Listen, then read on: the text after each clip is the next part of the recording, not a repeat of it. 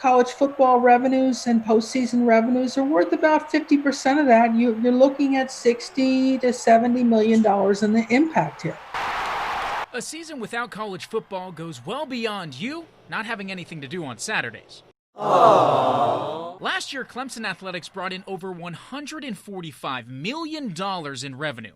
Over $63 million came from football. The next closest sport didn't even bring in a fifth of that, basketball, with just under $11 million.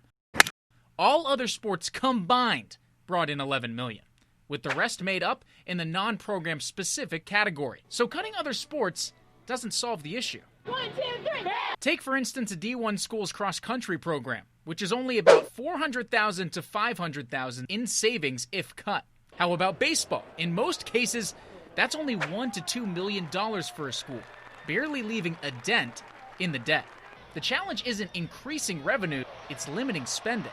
Many people point at the sport of football and say, perhaps you don't need 10 quality control coaches, for example. Perhaps you don't need to spend $70,000 each recruiting weekend. Where are your biggest expenses? Usually your housing and your transportation. For one coach, it might be staying in really nice hotels.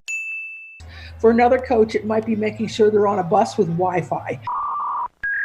Individually, they think it best prepares them for the games. Look at Alabama, for example. In 2018-2019, they brought in $164 million in revenue. Roll Tide! But they spent $21 million more than that, with $185 million in expenses. Boom! Their home football games bring in about $19.6 million from visitors in the Tuscaloosa area. You got 7 of those. That's $137.2 million of economic benefit right there, which, poof, could be gone. But the TV deals are just as, if not more, important. The Big Ten gets about $54 million a year just in television revenues. Furman and Citadel, they maybe get that over 10 years. So while the rest of the Power 5 conferences mull over a decision to pull the plug, it's one that will change the entire landscape of college sports for years to come.